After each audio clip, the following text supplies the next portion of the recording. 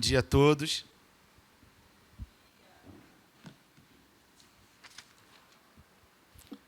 Como já foi falado, é uma honra para a gente estar aqui, servindo a igreja local junto com vocês. Meu nome é Arlindo Júnior. Deixa eu falar rapidinho um pouquinho sobre mim. Eu sou evangélico desde berço. Eu sou a terceira geração da minha família na casa do Senhor. Eu fui criado na igreja presbiteriana, em Bangu. Fiquei lá por 32 anos. Lá fui líder de adolescentes, fui líder de jovens, fui diácono, fui liderança da igreja. E hoje, pela misericórdia do Senhor, eu faço a mesma coisa. Sou líder, só que de adultos maduros, de 35 a 60 anos. Para vocês verem como Deus é geracional. Ele vai gerando e vai montando.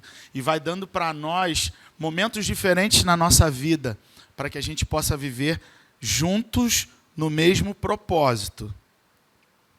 Eu vim para a Igreja Atitude em 2017. Eu era líder na outra igreja e quando eu vim para cá, começamos tudo de novo. O legal da Igreja Batista Atitude é que você tem a oportunidade de se reiniciar tudo novamente. Abrimos uma célula, hoje nós supervisionamos 20 células e pastoreamos o Ministério Essência. Então é um prazer muito grande estar aqui hoje de manhã. É muito bom buscar a Deus de manhã. A gente costuma dizer lá em casa que se a gente não busca a Deus nas primícias do dia, dificilmente você o encontra no final do dia. Então é de manhã que você tem que buscar. É quando você já acorda sonolento, é nas primícias do dia que Ele fala contigo e te dá um direcionamento, um posicionamento para aquilo que Ele quer fazer na sua vida. E hoje não vai ser diferente. Hoje nós vamos estudar uma passagem, nós vamos ler uma passagem no qual Jesus estava sendo muito confrontado. Jesus estava sendo confrontado e os fariseus faziam isso porque queriam pegar Jesus em algum erro. Então a passagem que nós vamos ler hoje, vamos falar de mesmo Jesus mediante a todo esse conflito, Jesus ainda opera milagres. Mesmo sendo perseguido, Jesus ainda opera milagres. E o texto que nós vamos ler hoje vai dizer que a gente vai colher aprendizados para as nossas vidas, mesmo num texto passado, para o nosso dia a dia de hoje. Nós vamos aprender um pouco mais como estava a situação de um homem. E em cima da situação deste homem, nós vamos tirar lições para as nossas vidas no dia de hoje. Olha como é interessante. Então, quero te convidar para você abrir a sua Bíblia no Evangelho de Lucas. No capítulo 6. E, sem dúvida, nós vamos perceber que o que acontece nessa história que nós vamos narrar, acontece também nas nossas vidas. Evangelho de Lucas, capítulo 6, do versículo 6 ao versículo 11. Evangelho de Lucas, capítulo 6, do versículo 6 ao versículo 11. Todo mundo achou? Diz assim a palavra do Senhor. Noutro sábado, ele entrou na sinagoga e começou a ensinar. Estava ali um homem cuja mão direita era mirrada, ou seja, atrofiada, deformada. Os mestres da lei e os fariseus observavam Jesus atentamente. Se ele curasse aquele homem, eles os acusariam, pois era sábado. Jesus, porém, sabia o que planejavam e disse ao homem com a mão deformada: venha e fique aqui diante de todos, venha para o meio. E o homem foi à frente. Então Jesus lhe disse: tenho uma pergunta para vocês. O que a lei permite fazer no sábado? O bem ou o mal? Salvar uma vida ou destruí-la? Depois, olhando para cada um ao redor, disse ao homem: estenda a mão. O homem estendeu a mão e ela foi restaurada. Com isso, os inimigos de Jesus ficaram furiosos. e começaram a discutir o que fazer contra ele. Nós estamos de frente a um texto. E a narrativa do texto já começa a dizer que já havia um problema aqui. Não se podia fazer nada no sábado. E o texto diz que Jesus entra na sinagoga e era um dia de sábado. E no judaísmo, o sábado não era um dia legal para fazer nada. Porque a Bíblia vai dizer em Êxodo capítulo 20, do versículo 8 ao 11, lembra-te do dia de sábado para o santificar, nem a ti, nem a tua mulher, nem o teu filho, nem a tua filha, nem o teu servo, nem a tua serva, nem o teu boi, nem a tua jumenta tem que trabalhar. Essa era a lei. O sábado era um dia santificado para o judeu. E dentro desse texto, eu quero tirar pontos para nós discutirmos. Aqui tem uns 4 pontos valiosíssimos para discutirmos nesta manhã. O primeiro ponto é o versículo 6, que diz: em outro sábado, enquanto Jesus ensinava na sinagoga, Jesus entrou na sinagoga. A Bíblia vai dizer que não chamaram Jesus para ir lá, não. Jesus mesmo entrou na sinagoga. Ele mesmo, essa sinagoga deveria ser basicamente em Cafarnaum. E quando Jesus entra na sinagoga, os olhares dos fariseus ficaram todos em cima dele. O que ele veio fazer aqui?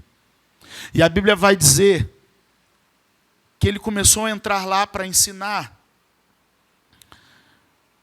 E ele fazia isso.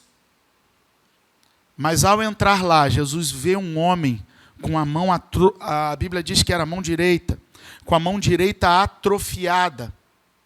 E esse homem no ambiente, ele ficava não na parte do ensino, ele ficava aos arredores do ambiente da sinagoga. Quando nós entramos no ambiente, a gente entra pelo ambiente externo e nos posicionamos dentro desse ambiente. E a gente fica olhando tudo que está acontecendo, mas Jesus não. Jesus ele vê a parte interna. E ele olha a vida deste homem, mesmo ensinando, mesmo fazendo o que ele tinha que fazer, Jesus não tira os olhos deste homem. Os olhos de Jesus ficam fitos, parados, concentrados naquele homem. Ou seja, o que isso eu tiro para a minha vida? Quando ele entra em área das nossas vidas para estabelecer um propósito de mudança. Jesus, quando olha para aquele homem, ele fala: eu posso mudar essa realidade. Eu posso transformar. E o que Jesus faz? Chama ele para o meio. Jesus se interessa. E a Bíblia vai dizer que Jesus não foi convidado. Jesus se interessa em ir a essa sinagoga. E quando ele entra, ele vê este homem. Quando você vem para a casa de Deus, você acha que está apenas vindo para um evento, vindo para um culto, vindo para uma reunião. Mas fiquem alerta. Jesus se autoconvida para estar no lugar onde você está. A Bíblia vai dizer que onde tem 2 ou 3 reunidos no nome dele, ele se faz presente. E quando ele se faz presente, é isso que eu quero falar. O homem tinha uma necessidade. E o que eu quero pregar nesta manhã? É quando as nossas necessidades nos levam para o meio. Jesus sabia, ele se interessava, ele queria estar ali para curar. Então há situações na minha vida e na tua vida que Jesus vem ao nosso encontro. Jesus não veio ao encontro do paralítico em João capítulo 5. Jesus não veio ao encontro do cego no tanque de Betesda em João capítulo 9. Jesus não foi ao encontro de Saulo no caminho de Damasco em Atos capítulo 9. Jesus não foi ao encontro da mulher samaritana no poço. E ele disse para ela: eu vim para Samaria só por tua causa. E ele não foi a primeira pessoa no qual Jesus disse: eu sou o Cristo. Então, fique em alerta, porque Jesus pode vir ao teu encontro na manhã de hoje. Ele pode ter hoje marcado um encontro contigo.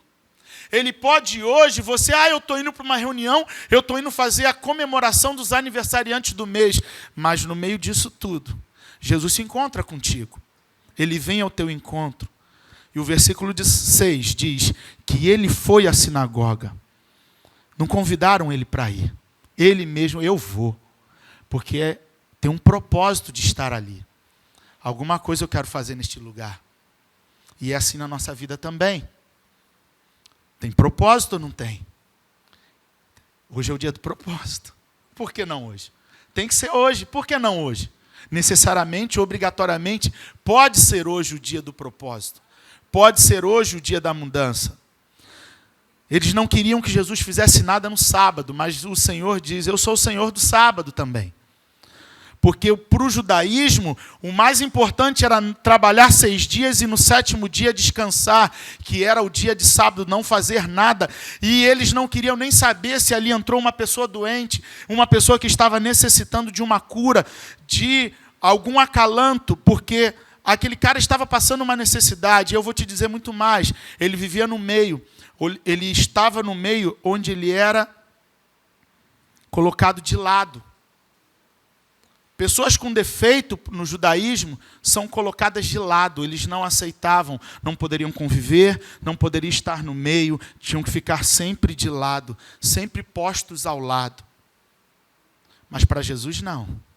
É esse nos quais ele mais procura. É esse nos quais ele mais procura. Mas vamos falar desse homem, versículo 8. O que diz o versículo 8? Jesus, porém, sabia o que planejavam e disse ao homem com a mão deformada, vem aqui, vem para o meio, vem para a frente de todos. O homem da mão mirrada, atrofiada. Mirrada quer dizer seco. E isso para o judaísmo quer dizer excluído. E não é assim na nossa vida? Quando nós entramos numa situação complicada, quando nós estamos numa situação difícil, a gente também não fica como este homem, achando que ninguém está vendo a gente.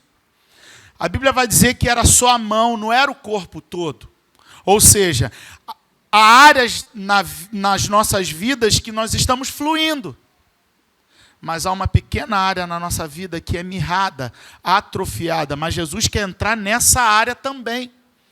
Nessa área também. Aí você pode chegar para mim e falar, poxa, mas eu estou no ministério da maioridade. Eu já vivi muita coisa. Eu não estou com tantos problemas assim. Você pode não ter problema, mas os problemas dos seus filhos são seus problemas. O problema dos seus netos são os teus problemas também. E aquilo que seus filhos passam dói em você. Aquilo que seus netos passam dói em você também. Então, quando você vê uma área mirrada de um filho seu, uma área mirrada de um neto seu, não dói em você? Você não sente a dor do seu neto, da sua neta, do seu filho ou da sua filha, ou do seu irmão, da sua irmã, daqueles que estão ao seu redor e ao seu derredor? Você não sente essa dor também? Não passa por você? Você se torna insensível à dor do outro? Claro que não. A dor dos nossos familiares, aqueles que são nossos descendentes ou dos nossos ascendentes, dói na gente também. E a gente busca em Deus para que o Senhor possa entrar com provisão e cura na área específica dos nossos familiares, filhos, filhas, tios, tias, sobrinhos, sobrinhas, irmãos e irmãs. Somos famílias, somos um corpo. Era só a mão que não frutificava, mas o resto do povo frutificava. Mas aí você vai dizer, ué, mas o que eu tenho a ver com isso? Tudo. A Bíblia vai dizer, no livro do profeta Joel 2:28, eis que derramarei sobre vós o meu espírito sobre toda a carne, vossos filhos e filhas profetizarão, vossos velhos terão sonhos e os jovens terão visões. A Bíblia vai dizer que todos vocês vão sonhar. E os sonhos de vocês vão alimentar a vida dos que estão após vocês. Eu acredito na palavra, em Joel 2:28 diz que os velhos sonharão, terão sonhos, sonhos proféticos, sonhos que darão direções na vida daqueles que são após eles, filhos, filhas, sobrinhos, sobrinhas. Olha, eu tive um sonho, e no meu sonho Deus me dizia isso. Fiquem alerta, porque Deus tem o melhor para a tua vida. E o Evangelho é para aqueles que permanecem, é para aqueles que ficam e continuam. E o direcionamento que Deus dá para nós é uma palavrinha que eu tomo para a minha vida. É uma sigla que eu mesmo criei para mim. A vida no Evangelho é ECA, esperar, confiar e aguardar. Esperar, confiar e aguardar. Repita comigo: esperar, confiar e aguardar. A vida com Deus é isso, porque o Evangelho não é para aqueles que passam. O Evangelho é para aqueles que permanecem. A Bíblia vai dizer no Salmo 91, aquele que habita no esconderijo do Altíssimo e a sombra do Onipotente descansará. A sombra do Onipotente é para aquele que vem e deita e faz morada à sombra do Onipotente. A sombra do Onipotente é para aquele que vai lá buscar no esconderijo do Altíssimo. E o esconderijo não é um lugar de fácil acesso. O esconderijo é um lugar onde você tem que ir lá e encontrar. E quem encontra o esconderijo do Altíssimo encontra um tesouro. E dentro desse tesouro, você tem a sombra do Onipotente. Por isso que a gente vê famílias que conseguem viver debaixo de uma bênção. Que bênção é essa? A bênção que vem do pai, da mãe, do avô, do avó, do bisavô e da bisavó. Eu creio na geracionalidade que Deus faz. Se eu sou abençoado por aquilo que minha avó plantou, minha avó foi minha avó e meu avô foram um dos fundadores da Igreja Presbiteriana em Bangu.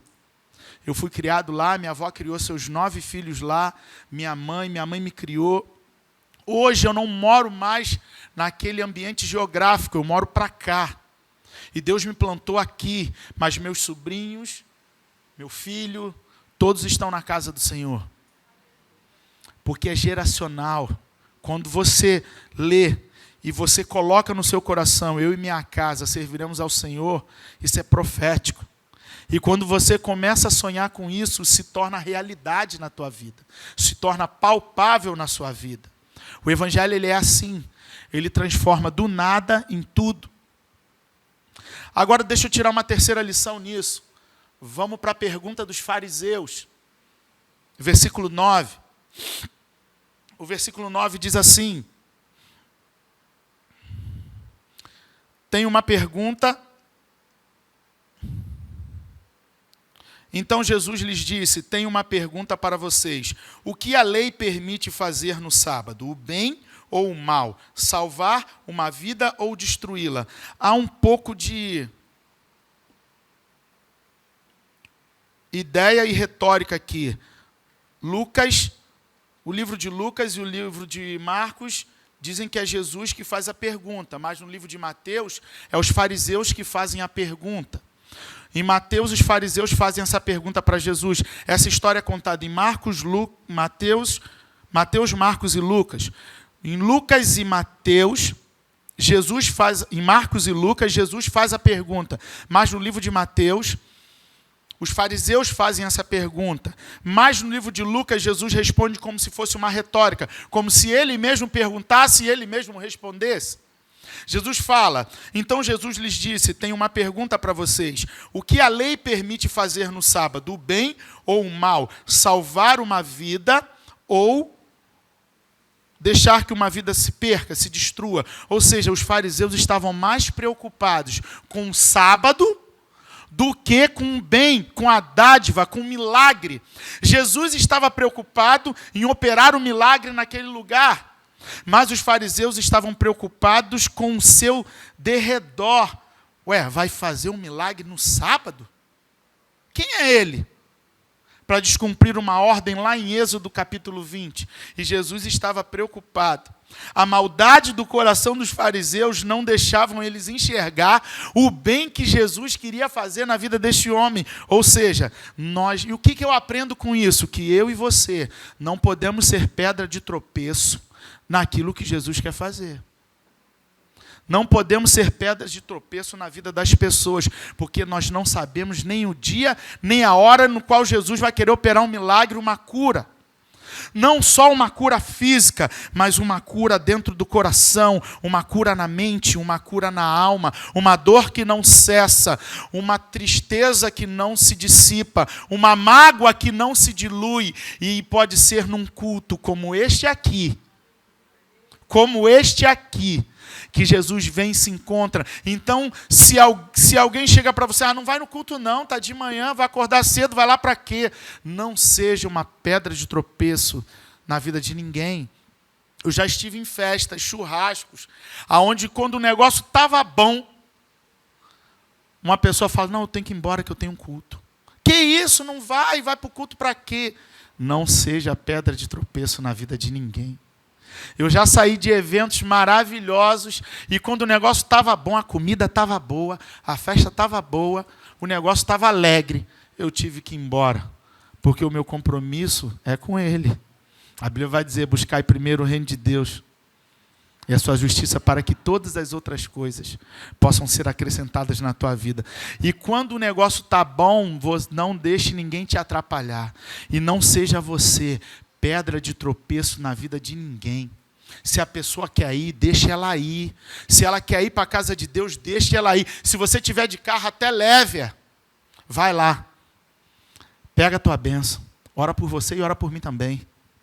A gente, com esse texto, a gente aprende que a gente não pode atrapalhar o mover de Deus na vida das pessoas, porque a gente não sabe o dia e a hora no qual Jesus vai ter um encontro genuíno e verdadeiro. E a Bíblia vai dizer que é Jesus que vai. É Jesus que foi ao encontro do paralítico. É Jesus que vai ao encontro do cego. É Jesus que vai ao encontro de Saulo no caminho de Damasco. É Ele que se propõe. Então há momentos que nós nos colocamos para ir ao encontro dele, mas há momentos que Ele também vem ao nosso encontro. Vamos a mais um ponto. Versículo 10.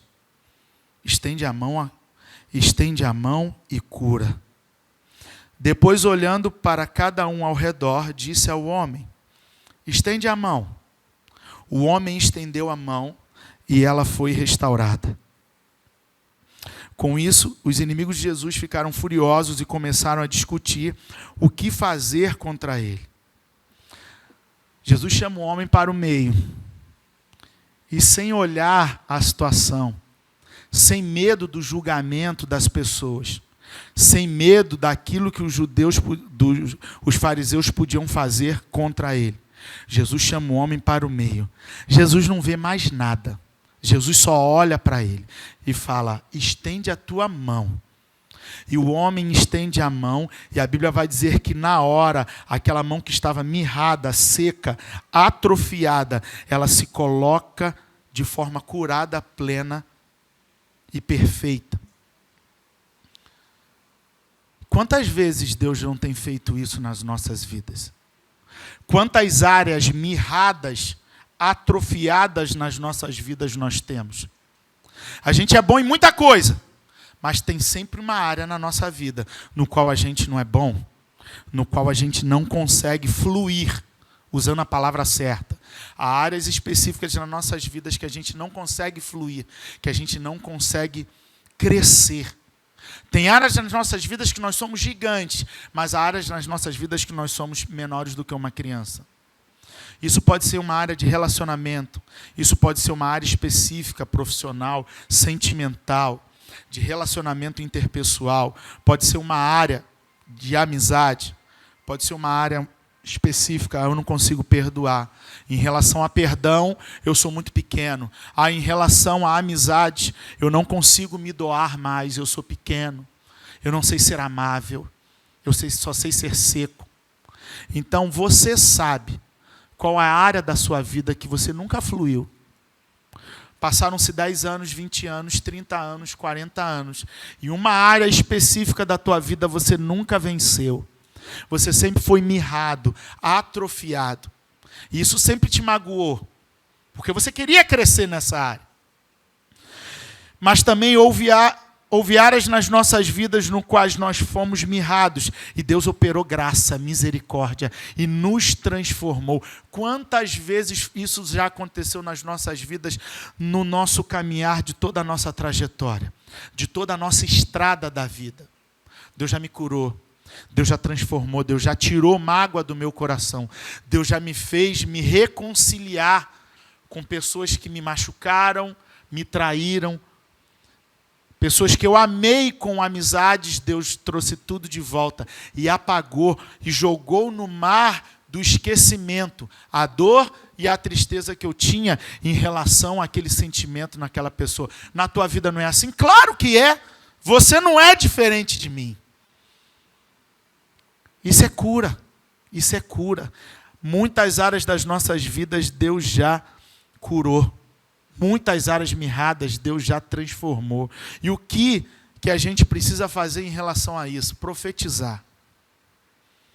Para as nossas vidas e para a vida das pessoas que passam por nós. Jesus veio essa manhã para operar cura. No livro de Mateus, capítulo 11, quando João Batista já estava preso. E ele começa a ouvir de lá da cadeia que tem um homem operando curas e maravilhas. Ele manda seus discípulos irem lá. E os discípulos perguntam para Jesus a pergunta que João Batista pediu para que eles dissessem. E João Batista chega para os discípulos e fala: pergunta para ele se ele é o Messias enviado. Pergunta isso para ele. E os discípulos de João Batista perguntam para Jesus: quem é você? João Batista pediu para perguntar para você se você é o Messias a qual nós aguardamos. E sabe qual é a resposta de Jesus? Os cegos veem, os coxos andam, os surdos ouvem, os doentes são curados e os mortos ressuscitam. Precisa de mais alguma resposta? Esse é o Jesus que a gente veio cultuar nessa manhã. Um Jesus de cura. Não só a cura física, mas a cura da alma, a cura da mente. Há áreas na minha vida e na tua vida que necessitam de transformação. Ah, mas como é que você pode dizer isso? Se eu já tive uma caminhada gigantesca de vida, mas muitas das vezes a gente está só repetindo de ano. É como se a gente estivesse repetindo de ano na escola. A gente não muda. E a gente vive o ano presente, o ano anterior. A gente vive vivendo o ano presente, o ano anterior. A gente vive repetindo as mesmas coisas nos mesmos anos. E a Bíblia vai dizer que Deus nos chama para uma novidade de vida. A nossa vida precisa mudar, a nossa vida precisa ser transformada. Mas essa transformação vem quando eu reconheço que há áreas na minha vida que eu não cresci. Eu cresci em muitas áreas, mas há áreas específicas na minha vida que eu fiquei atrofiado. E se eu não me curar, se eu não permitir que Ele venha me curar, eu continuo atrofiado. E aqueles que vêm após mim continuam atrofiados como eu também. Porque se eu não mudar, eu não mudo o meu semelhante. E aquele que é mudado, aquele que é transformado, quer transformar os outros. Aquele que é curado, quer curar os outros. Aquele que é muito amado por Jesus, quer amar os outros também. Aquele que prova do fogo, quer que todo mundo se queime por esse fogo de Jesus. Aquele que recebe uma novidade de vida, quer que outros recebam também. Porque o Evangelho ele é contagiante, ele é contagioso. Ele contagia. Aquilo que você recebe de Jesus, você quer contagiar todo mundo. Então quem é curado quer curar. Quem sonha quer sonhar. Quem é amado quer amar. Quem é transformado quer transformar também. Quer trazer uma palavra de vida. Então profetiza. Por pessoas que passarem por você e que ainda vão passar por você, você tem que desejar para elas palavra de vida. Novidade de vida, não importa a idade, não importa a circunstância. Você precisa ser um agente transformador de ambiente. Ah, mas eu já estou com uma idade avançada. Abraão também. Nós somos frutos daquilo que Abraão creu sem saber para onde ia. E ele tinha 100 anos. Quando ele recebeu a promessa do Senhor. E em cima dessa promessa ele foi viver a própria história dele. Foi para um lugar que ele não sabia para onde ia, nem sabia aonde era. Mas acreditou e confiou. E é isso que a gente tem que viver, crer e acreditar. Naquilo que o Senhor se queima no teu coração. Ah, mas eu tenho um chamado. Então chamado tem que queimar. Porque o original da palavra chamado vem de chama. E chama queima. Tem que queimar, não importa a idade. Tem que queimar por Jesus. Teu abraço tem que curar. O teu sorriso tem que trazer alegria aonde tem tristeza. O teu abraço, o teu sorriso, a sua fala tem que transmitir alegria e não dor. Mesmo doendo em você.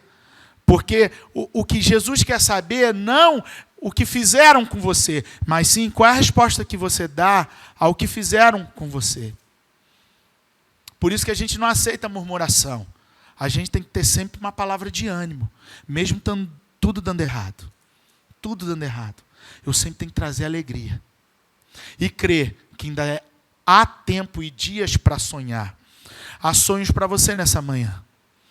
Deus quer sonhar contigo nesta manhã. Deus quer operar a cura e fazer você sonhar. Viver ainda sonhando. Sonhando, sonhando, sonhando. Quando Moisés disse que o fardo dele estava cansado, quando Moisés chega para Deus e fala que está cansado, Deus fala, está cansado?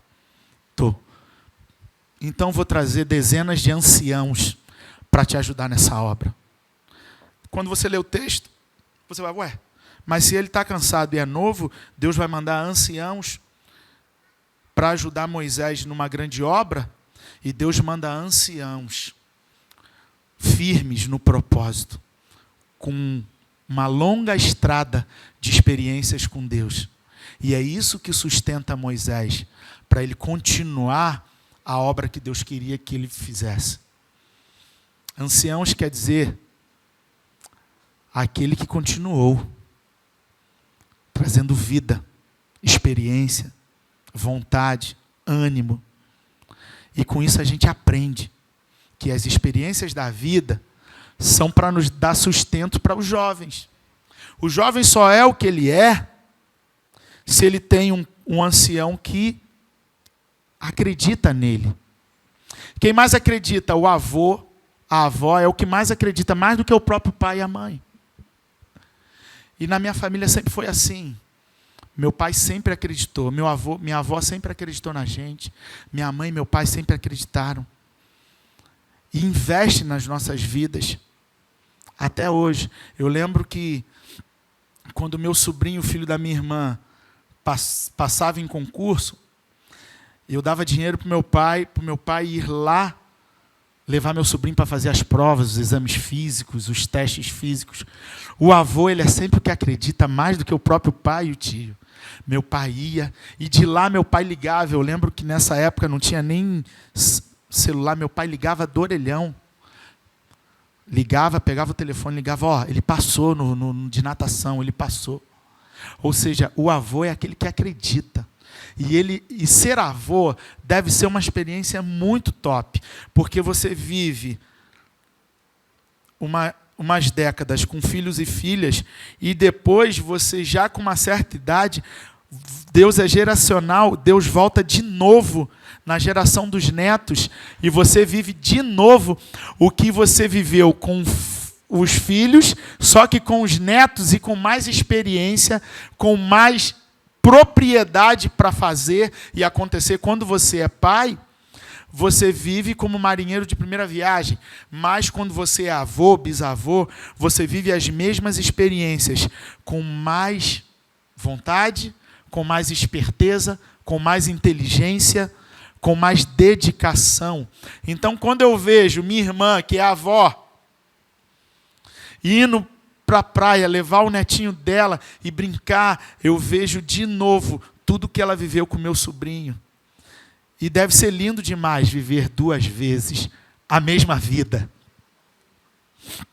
A minha tia, bisavó, minha tia que é minha madrinha, minha tia viveu com a filha, com o neto, e ela vive com os bisnetos. Ela está vivendo com saúde, bem, ela anda, ela caminha, ela vivendo 3 vezes a mesma história com os filhos, viveu com os netos dela têm 30 anos, 33 anos, e ela vive com os bisnetos que têm 10 anos, 11 anos, 12 anos, e eu fico vendo na rede social, ou então quando eu a visito, vejo uma história linda sendo vivida em 3 gerações. Que Deus é esse? Que nos conserva, nos dá saúde, nos dá inteligência, nos dá vontade, nos dá coração para viver a mesma história em 3 gerações. Que Deus é esse? Se o nome disso não é bênção e o nome disso não é milagre, qual o nome que se dá? Eu não sei. Poder viver isso em várias gerações, isso é milagre, gente. Isso é ser geracional, isso é viver uma vida abaixo à sombra das asas do Onipotente e dela não sai. As próximas gerações que vêm após ela, todas sendo abençoadas. Podem até se desviar, mas o caminho conhecem. E desse caminho vão, mas depois voltam. E a alegria é muito grande quando aquele que se arrepende volta. Então, o que eu quero deixar nessa manhã? É para a gente não parar.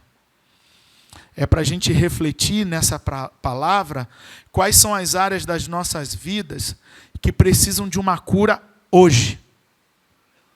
E essa manhã está propícia para isso. Eu quero que você pense e faça uma reflexão que Jesus ele vem ao teu encontro nessa manhã. E nesse encontro, ele te olha no meio de toda a multidão e fala, é esse aí que eu quero operar. Tem uma área específica da vida dela, tem uma área específica da vida dele que eu quero entrar. E vai ser hoje. Tem que ser hoje. Não pode ser amanhã. O dia de amanhã a gente não conhece, mas o de hoje é o dia presente. E tem que ser hoje. Jesus quer operar na tua vida hoje uma mudança, para que você possa, a partir de hoje, transformar, ser transformado para transformar. Se você assistiu esse vídeo e foi abençoado, eu quero te dizer uma coisa muito legal. Nós temos muitos outros conteúdos que podem abençoar a sua vida. Assista mais um vídeo conosco, siga o nosso canal e desfrute de muita coisa que pode potencializar sua vida financeira, sua vida emocional, sua vida familiar, sua vida profissional, sua vida com Deus. Conte conosco, estamos juntos.